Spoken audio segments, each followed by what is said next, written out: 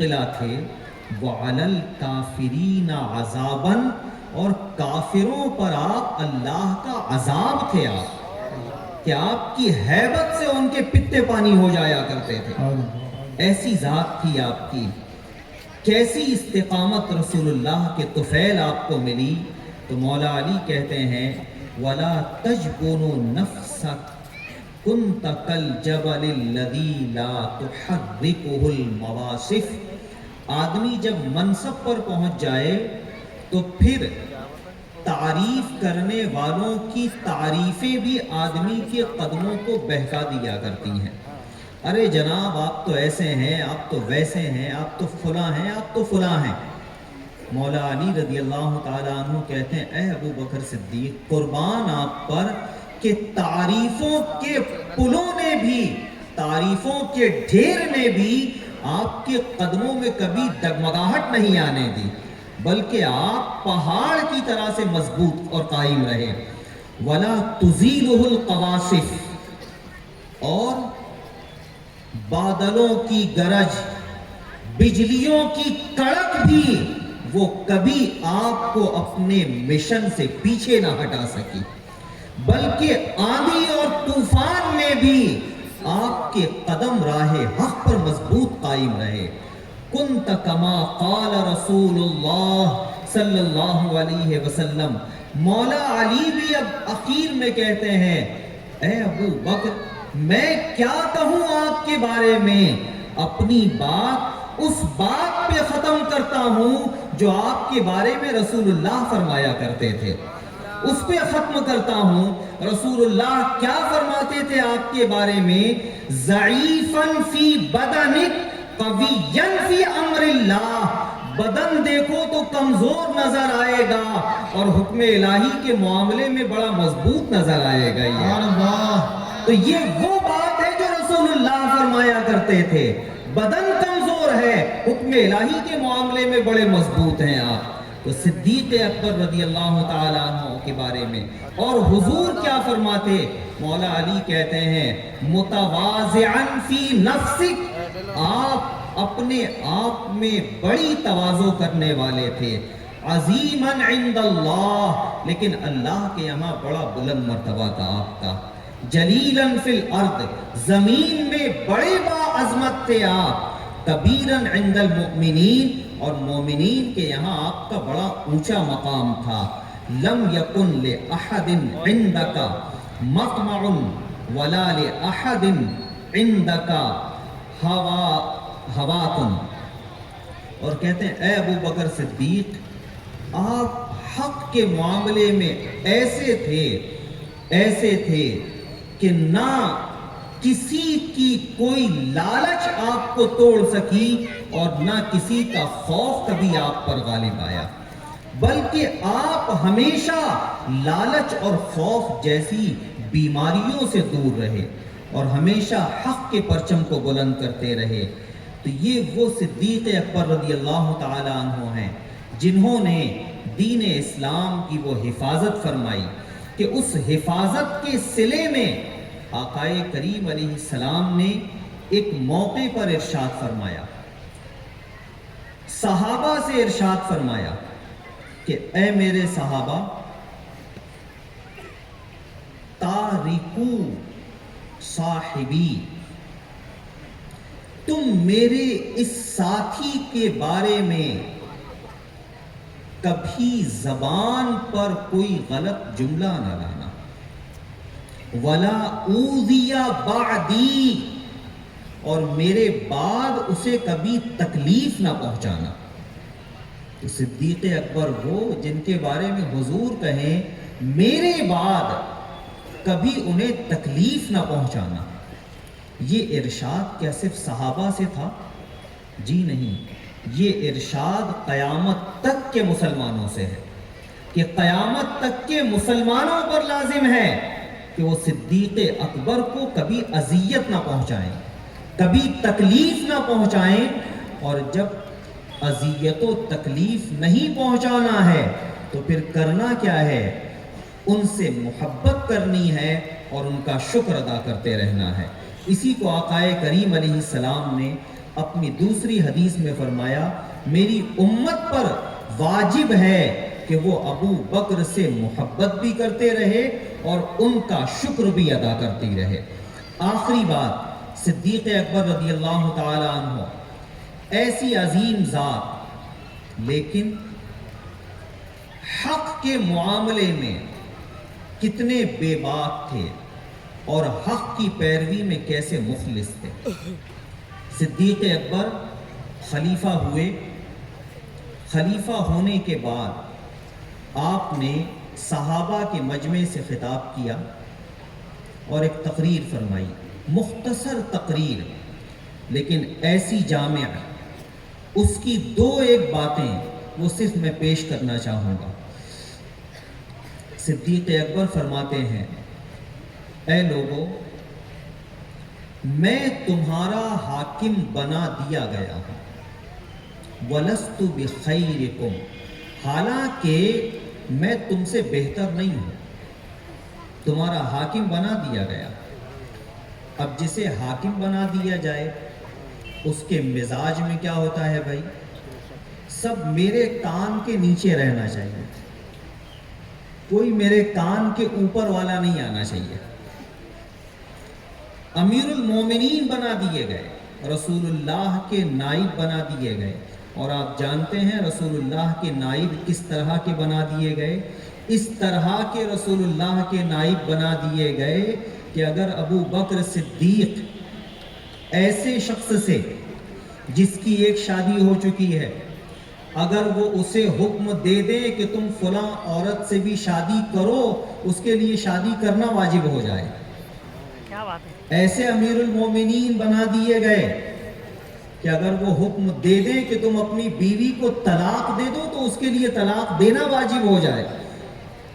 ایسے متصرف بنا دیے گئے، ایسے امیر المومنین بنا دیے گئے، کتنا بلند مقام مل گیا۔ لیکن پہلے خطبے میں حضرت ابو بکر صدیق کیا فرماتے ہیں؟ فَإِنْ أَحْسَنْتُ فَأَعِينُونِي، کہ اے لوگو، جب تک میں اچھا کام کروں گا تب تک میری مدد کرنا، جب تک میں اچھا کام کروں گا تب تک میری مدد کرنا۔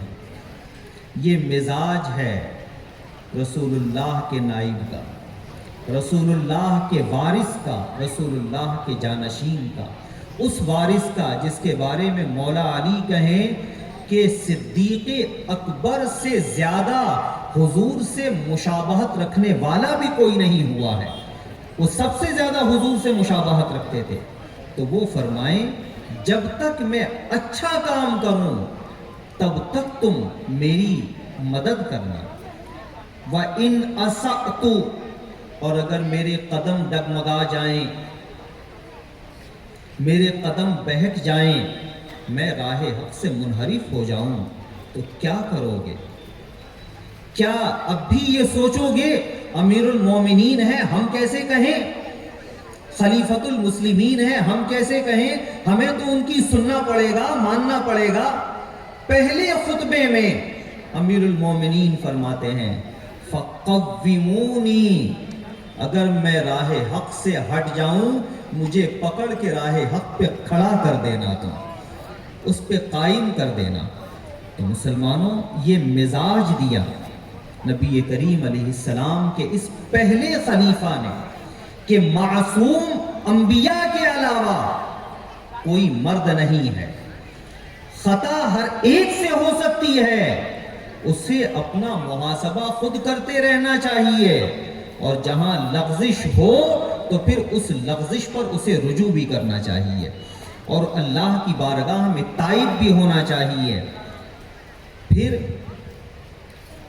پیسے کو دیکھ کر، مالداری کو دیکھ کر فیصلے کیے جاتے ہیں۔ پہلا خطبہ ہے امیر المومنین کا، کہتے ہیں غریب کا کون پرسان حال ہوتا ہے، مجبور کا کون پرسان حال ہوتا ہے؟ صدیق اکبر اپنے پہلے خطبے میں فرماتے ہیں وَالضَّعِيفُ فِيكُمْ قَوِيٌّ عِنْدِي، تم میں جو کمزور ہے ابو بکر کے نزدیک وہی طاقتور ہے. سبحان اللہ. تم میں جو کمزور ہے ابو بکر کے نزدیک وہی طاقتور ہے. حتی ارد علیہ حقہ انشاء اللہ تعالی. یہاں تک کہ جس مالدار اور طاقتور نے اس کا حق مارا ہے ابو بکر اسے اس کا حق دلا کر کے رہے گا. سبحان اللہ. وَالْقَوِيُّ فِيكُمْ ضَعِيفٌ عِنْدِي. اور جس کے پاس بڑی پراپرٹی ہے, بڑی شہرت ہے, بڑی عزت ہے, بڑے اونچے اونچے بلڈنگ ہیں, اور وہ سوچتا ہے کون میرا کیا کر لے گا. صدیق اکبر کہتے ہیں وَالْقَوِيُّ فِيكُمْ ضَعِيفٌ عِنْدِي. وہ ان چیزوں پہ پھولے نہیں, وہی میرے نزدیک ضعیف اور کمزور ہے.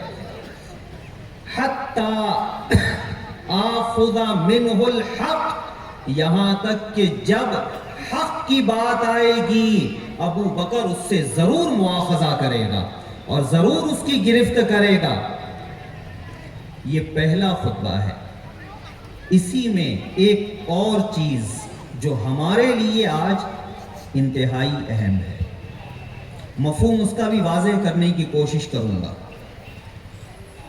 صدیق اکبر فرماتے ہیں لا يدع قوم الجہاد فی سبیل اللہ الا غربهم اللہ الذل.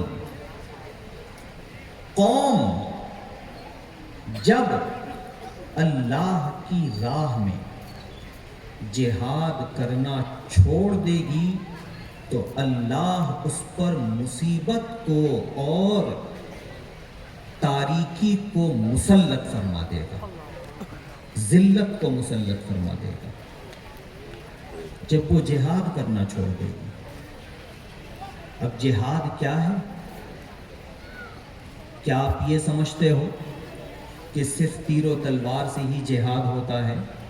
نہیں, اپنے عمل سے بھی جہاد ہوتا ہے, اپنی زبان سے بھی جہاد ہوتا ہے. جہاں آپ گناہ دیکھیں اور اس گناہ کو اگر آپ اپنے ہاتھ سے روک سکتے ہو, اپنے ہاتھ کی طاقت سے اس گناہ کو روکو. جہاں آپ اپنی زبان سے روک سکتے ہو, اپنی زبان سے اسے روکو. جہاں آپ اپنے غصے کا اظہار کر کے روک سکتے ہو, اپنے غصے کا اظہار کر کے روکو. یہ بھی جہاد فی سبیل اللہ ہے. آج ہم اپنے گرد و پیش کا جائزہ لیں, ہمارا ماحول کیسا ہو چکا ہے.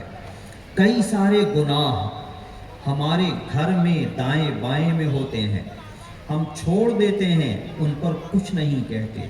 کیوں؟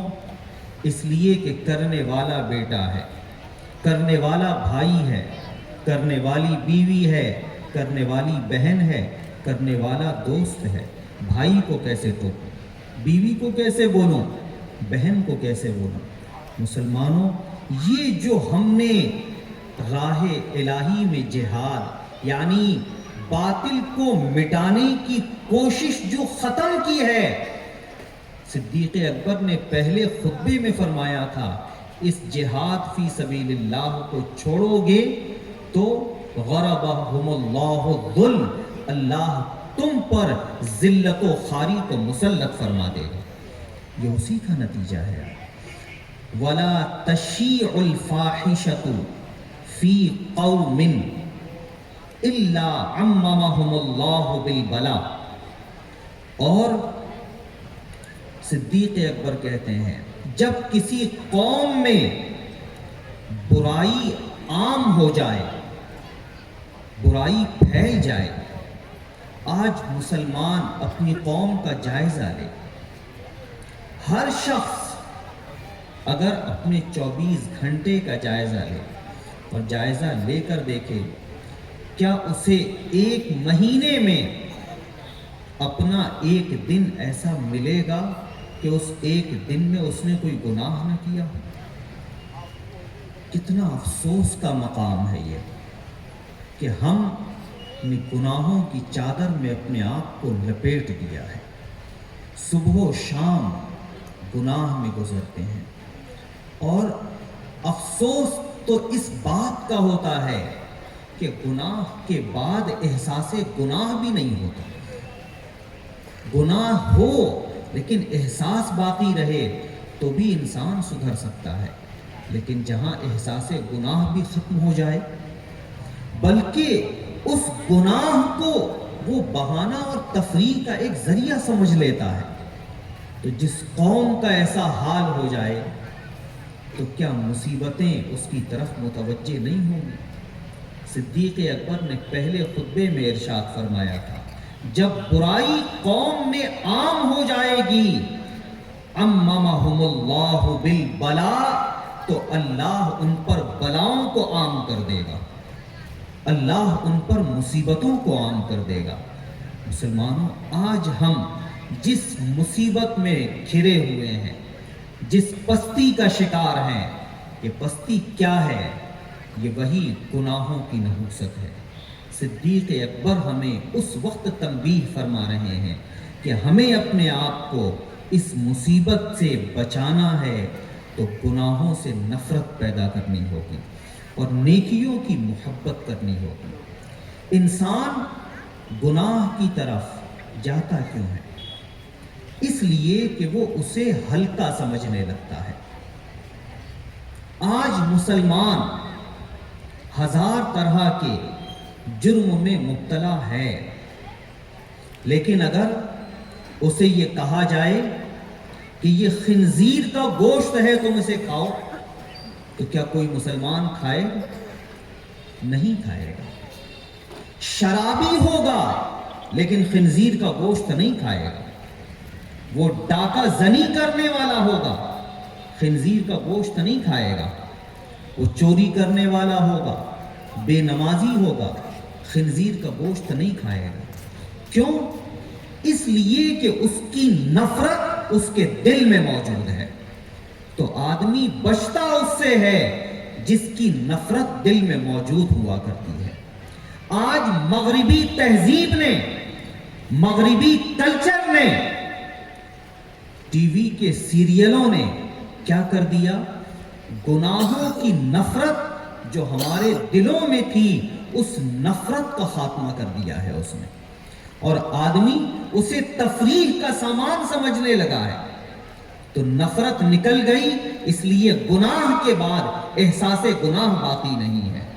مسلمانوں، اپنے اسلاف کو دیکھو، ان کے دل کتنے زندہ تھے، کتنے حساس تھے. ایک مرتبہ نماز فجر چھوٹ گئی، اتنا روئے، اللہ نے 70 نمازوں کا ثواب عطا فرما دیا.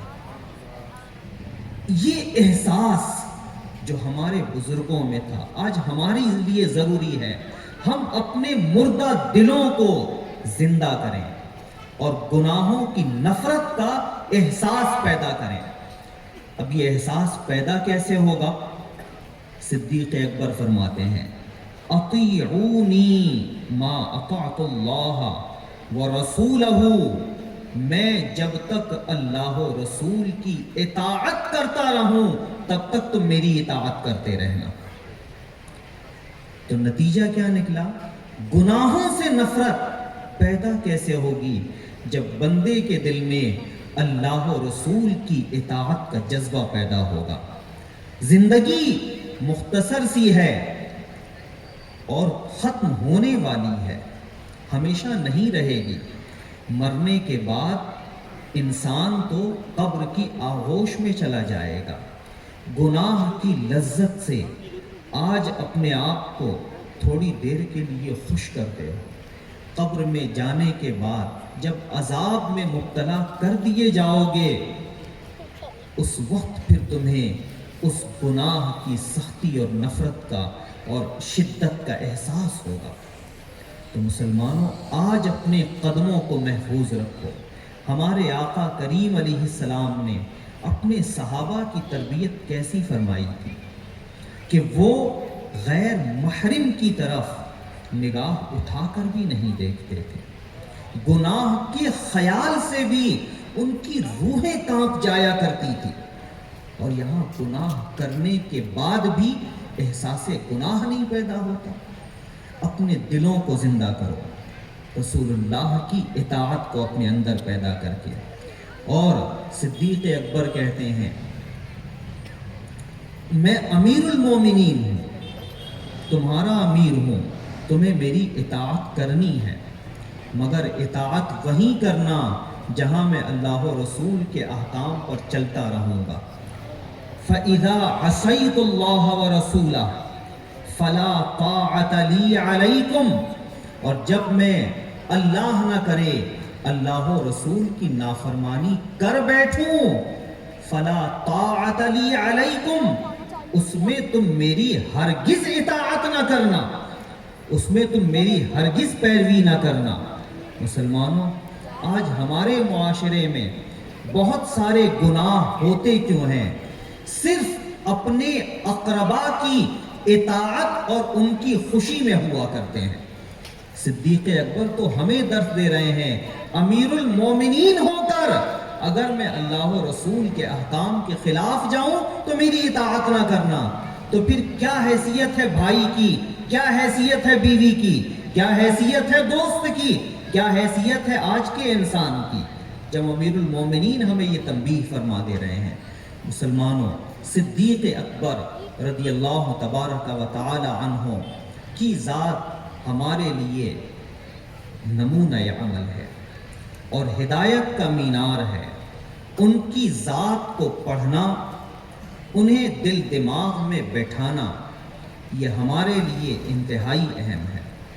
آج کا یہ اجلاس جو انعقاد پذیر ہوا, احباب نے یہ بزم سجائی, اور خوشی کی بات یہ کہ پیلو کی مسجد کے امام صاحب قبلہ حضرت قاری عبد الرحیم صاحب کی قیادت میں یہ سارا خوشنما ماحول آپ کو نظر آ رہا ہے. اللہ سلامت رکھے انہیں بھی. مقصد کیا ہے اس کا؟ اس کا مقصد ہے, میری تقریر نہ ہوتی تب بھی آپ کا جلسہ ہو چکا تھا, مولانا عرفان صاحب کی تقریر نہ ہوتی تب بھی آپ کا جلسہ ہو چکا تھا. کیوں؟ اس لیے کہ اس جلسے کا بھی مقصد یہی ہے جو عافیہ انم ہے نا, عافیہ انم نے جو یہاں آ کر کے پڑھا, صدیق اکبر کی منقبت, بچی چھوٹی سی ہے, اس نے یہ میسج دیا, ہمیں یہ چاہیے ہم اپنے چھوٹے چھوٹے بچوں کی زبانوں پر بھی ترانہ صدیق کی دھن چھیڑ دیں کہ ہمارے سارے بچے جو ہیں وہ صدیق اکبر کی محبت میں رنگے ہوئے ہونا چاہیے. یہی پیغام ہے کہ ہم صدیق اکبر رضی اللہ عنہ کو پڑھیں, ان کی ذات کو سمجھیں. غیر ان کی ذات پہ ریسرچ کرتے ہیں, لیکن مسلمان کس قدر خستہ حال ہے کہ وہ صدیق اکبر رضی اللہ تعالی عنہ کو تھوڑی دیر کے لیے بھی پڑھنے کے لیے تیار نہیں ہے. آپ کیا سمجھتے ہیں صدیق اکبر کی ذات وہ ہمہ جہت شخصیت ہے, وہ ہمہ جہت شخصیت ہے. ایسا ایک جلسہ نہیں, آپ کو 1000 سال کی عمر مل جائے اور 1000 سال کی عمر میں بغیر کھائے پیے, بغیر سوئے, مسلسل صرف فضائل صدیق بیان کرتے رہیں تو بھی ایک حصہ بیان ہوگا, ایک حصہ بیان ہوگا, کیونکہ ان کے فضائل وہ ہیں کہ مولا حضرت عمر کی ساری نیکیاں صدیق اکبر کی ایک نیکی کے برابر ہو جایا کرتی ہیں. تو وہ ایسی ذات ہے, ان سے محبت کرنا اور انہیں پڑھنا یہ ہمارے لیے ضروری ہے. تعلیم سے لگاؤ یہ انتہائی اہم ہے. صدیق اکبر نے اپنے دور خلافت میں تعلیم پر بھی بڑے زبردست کام کیے ہیں. ان زبردست کاموں میں ایک زبردست کام کیا ہے؟ آقا کریم علیہ السلام کی حیات ظاہری میں قرآن مجید ایک جگہ جمع نہیں ہوا تھا. وہ صدیق اکبر ہیں جنہوں نے قرآن مجید کو ایک جگہ جمع کر دیا ہے. آج ہم جو قرآن مجید 30 پارے ایک جلد میں پڑھتے ہیں، یہ فیضان ہے صدیق اکبر کا۔ وہ نہ جمع کرتے تو یہ قرآن مجید ہم کیسے پڑھ پاتے 30 پارے ایک جلد میں؟ تو یہ تعلیم کے حوالے سے پھر مختلف علاقوں میں الگ الگ قاریوں کو بھیجا صدیق اکبر نے کہ جاؤ اور ان علاقوں میں تم قرآن مجید لوگوں کو پڑھاؤ، بلکہ جنگ کے لیے، جہاد کے لیے جو لشکر روانہ کرتے، ان لشکروں میں قرآن کے قاریوں کی ایک بڑی تعداد رکھتے تھے کہ یہ جہاں جائیں گے وہ علاقہ اسلامی مملکت میں شامل ہوگا، انہیں قرآن پڑھانے کی ضرورت ہوگی، باقی مجاہد واپس آئیں گے، قرآن پڑھانے والے وہیں رہ کر انہیں قرآن پڑھائیں گے، انہیں قرآن سکھائیں گے۔ تو تعلیم قرآن کو عام کرنا یہ صدیق اکبر کا مشن ہے۔ آقا کریم علیہ السلام کی محبت کے جام لوگوں کے سینوں میں اڈیلنا یہ صدیق اکبر کا مشن ہے۔ تبلیغ سے اپنے آپ کو جوڑ کر کے رکھنا یہ صدیق اکبر کا مشن ہے۔ آج فتنہ ارتداد بڑی تیزی سے ہماری قوم کو اپنی لپیٹ میں لے رہا ہے۔ صدیق اکبر کے دور میں بھی تو فتنہ ارتداد اٹھا تھا، اس دور میں بھی تو لوگ دین سے پھر گئے تھے۔ صدیق اکبر رضی اللہ تعالی عنہ نے ان دین سے پھرنے والوں پر تبلیغ کی، انہیں سمجھایا اور بہت بڑی تعداد کو پھر سے اسلام کے بندھن سے باندھ دیا تھا صدیق اکبر نے۔ کیسے؟ تبلیغ کے ذریعے سے، تعلیم کے ذریعے سے، سکھا کر کے، ان کے شبہات کا ازالہ کر کے۔ آج ہماری اپنی قوم، اولاً تو ہم نے انہیں سکھایا ہی نہیں ہے۔ بڑوں نوجوانوں کو چھوڑیں، آپ بچوں کو چھوڑیے، آج ہماری قوم کے بوڑھوں کا اگر ہم جائزہ لیں تو ہمارے بوڑھوں کی اکثریت وہ ملے گی جنہیں اللہ کے بارے میں کیا عقیدہ رکھنا چاہیے وہ بنیادی عقیدے نہیں معلوم ہوں گے، رسالت کے بارے میں عقیدے کیا ہونا چاہیے وہ نہیں معلوم ہوں گے، آخرت کے بارے میں عقیدے کیا ہونا چاہیے وہ نہیں معلوم ہوں گے۔ مسلمانوں، جب ہم بنیاد اسلام سے اپنے آپ کو اس قدر دور کر لیں گے تو پھر غیر کو تو شکار کرنے کا موقع آسانی سے مل جائے گا نا۔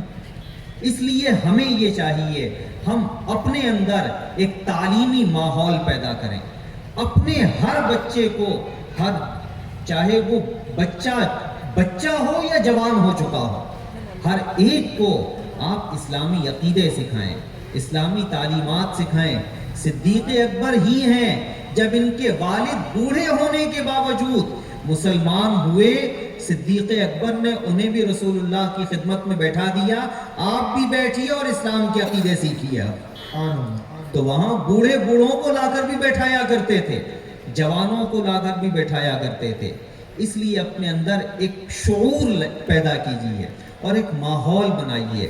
ہمیں ضرورت ہے اس چیز کی، ہماری قوم کی بچیاں ہوں، وہ بچے ہوں، وہ اسلام کی بنیادی عقیدے سیکھیں۔ جب سیکھ لیں گے اب مخالف کا اعتراض ان پہ اثر انداز نہیں ہوگا، اور جب تک نہیں سیکھیں گے تب تک کہ ان کا اعتراض اثر انداز ہو جایا کرتا ہے۔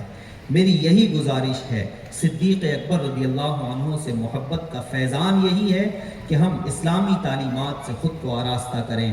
مولا تبارک و تعالی اس بزم کو اپنی بارگاہ میں قبول فرمائے اور اسلامی تعلیمات کو عام کرنے کی ہم سب کو توفیق عطا فرمائے، کہنے سننے سے زیادہ عمل خیر کی توفیق عطا فرمائے۔ آمین۔ وآخر دعوانا ان الحمدللہ رب العالمین۔ چونکہ لنگر صدیقی کا بھی اہتمام ہے، اس لیے انشاءاللہ تعالی مختصر سے سلام پڑھ کے دعا کر کے واپس آپ کو بیٹھ جانا ہے، اور پھر نیاز صدیق اکبر سے بھی آپ کو لطف اندوز ہونا ہے۔ کھڑے ہو جائیں صلاۃ والسلام کے لیے۔ یا نبی سلام علیکہ، یا رسول سلام علیکہ، یا حبیب سلام علیکہ، صلوات اللہ علیکہ، مصطفیٰ خیر हर दो सरा हो, अपने अच्छों का तसद्दुक़ हम बदों को भी निभाओ। या नबी सलाम अलैका, या रसूल सलाम अलैका, या हबीब सलाम अलैका, सलवातुल्लाह अलैका। अस्सलातु वस्सलामु अलैका रसूलुल्लाह, अस्सलातु वस्सलामु अलैका हबीबुल्लाह, अस्सलातु वस्सलामु अलैका नबीयुल्लाह व अला आलिहि व अस्हाबिहि व शफीअना यौमल जज़ा सल्लल्लाहु तआला अलैहि वसल्लम। अल-फातिहा।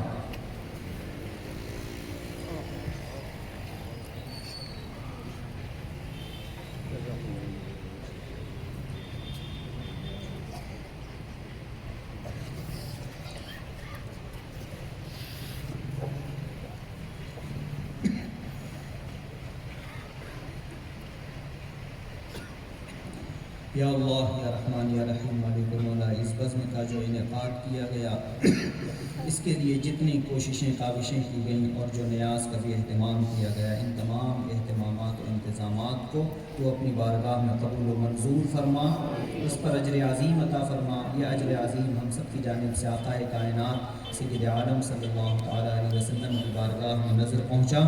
सय्यद आलम सल्लल्लाहु तआला अलैहि वसल्लम के सदक़े और तफ़ैल में तमाम अंबिया व मलाइका अलैहिमुस्सलातु व तस्लीम, तमाम सहाबा सहाबियात, ताबिईन, तबे ताबिईन, अइम्मा मुज्तहिदीन रिज़वानुल्लाहि तआला अलैहिम अजमईन की बारगाहों में नज़र पहुँचा। तमाम सहाबाए किराम बिलखुसूस अफ़ज़लुल बशर बअदल अंबिया बित्तहक़ीक़ इमामुल उश्शाक़ जानिसारे मुस्तफ़ा हज़रत सय्यदना अबू बकर सिद्दीक़ रज़ियल्लाहु तबारक व तआला अन्हु की बारगाह आली जाह में हम सब की तरफ से इसे नज़र पहुँचा। सिद्दीक़ अकबर रज़ियल्लाहु तआला अन्हु की मुक़द्दस आल, उनके असलाफ़ अखलाफ़ मुतवस्सिलीन और मुअतक़िदीन की अरवाह को भी इसके सवाब से हिस्से अज़ीम व जलील अता फरमा। शहर मोहब्बत बुरहानपुर और उसके अतराफ़ में आराम फरमा। जुमला औलियाए कामिलीन बिलखुसूस हज़रत शाह बहाउद्दीन बाजन, हज़रत शाह निज़ामुद्दीन बेकारी, सैयदना शाह नौमान आसेरी, शाह ईसा जिंदुल्लाह अलैहिम रहमत व रिज़वान की बारगाहों में भी इसका सवाब हम सब की जानिब से नज़र पहुँचा। बारे इलाहा सैयदना गौसे आज़म हज़रत ख्वाजा पाक शहंशाह नक्शबंद बादशाह सोहरवर्द अलैहिम रहमत व रिज़वान की बारगाहों में भी इसका सवाब नज़र करते हैं, मौला कबूल फरमा। बारे इलाहा जुमला मोमिनीन मोमिनात मुस्लिमीन मुस्लिमात को इसके सवाब से हिस्से अज़ीम व कसीर व जलील अता फरमा। बारे इलाहा जब तक तू हमें इस दुनिया में ज़िंदा रखना, ईमान के साथ ज़िंदा रखना, जब मौत देना तो ईमान पर ही हमारा खात्मा फरमाना। कल रोज़े क़यामत आका करीम अलैहिस्सलाम की शफ़ाअत से हमें हिस्सा अता फरमाना। आका करीम अलैहिस्सलाम की दुआओं के सहारे पुल सिरात से हमें आसानी से पार लगा देना। आका करीम अलैहिस्सलातु व तस्लीम के तो फ़ैल हम में जो बीमार हैं उन तमाम को शिफ़ाए कामिल व आजिल अता फरमा। जो परेशान हाल हैं उनकी परेशानियों को दूर फरमा। जो बेरोज़गार हैं उन्हें अच्छा नेक सालेह रोज़गार अता फरमा। जो रिज़्क़ व रोज़ी से जुड़े हुए हैं उनके कारोबार में मज़ीद बरकतें और तरक्कियाँ अता फरमा। जो साहिब औलाद हैं उनकी औलाद को नेक और सालेह बना। जो बे औलाद हैं उन्हें औलाद सालेह की दौलत से माला माल फरमा। बारे इलाहा अहले सुन्नत व जमात के छोटे बड़े बच्चे बूढ़े जवान इनमें जो भी बीमार हों इन तमाम को शिफ़ाए कामिल व आजिल अता फरमा। बिलखुसूस महबूबुल उलमा हज़रत अल्लामा मौलाना शाह मुफ्ती सैयद महबूब आलम साहब क़िबला अलील हैं, उन्हें भी शिफ़ाए कामिल व आजिल अता फरमा। सेहत व सलामती उन्हें अता फरमा। उनके साया आफ़ियत को दराज से दराज दर फरमा। बारे इलाहा जितने उलमा अइम्मा यहाँ पर हाजिर हैं सबके इल्म में उम्र में बेपनाह बरकतें और तरक्कियाँ अता फरमा।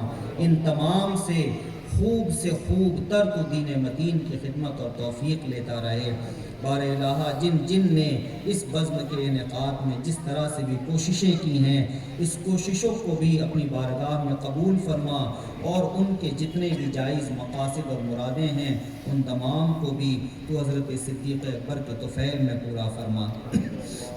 اللهم ارزقنا علما نافعا وفهما كاملا وقلبا خاشعا ولسانا ذاكرا ورزقا واسعا وشفاء عاجلا وشفاء من كل داء وحسن الخاتمة وتوبة نصوحا وولدا صالحا بحق سيد الأنبياء عليه التحية والثناء إن الله وملائكته يصلون على النبي يا أيها الذين آمنوا صلوا عليه وسلموا تسليما اللهم صل على سيدنا مولانا محمد معدن الجود والكرم وآله الكرام وابنه الكريم وبارك وسلم صلاة وسلاما عليك يا رسول الله سبحان ربك رب العزة عما يصفون وسلام على المرسلين والحمد لله رب العالمين بحق لا إله إلا الله محمد رسول الله صلی اللہ تعالیٰ علیہ وسلم.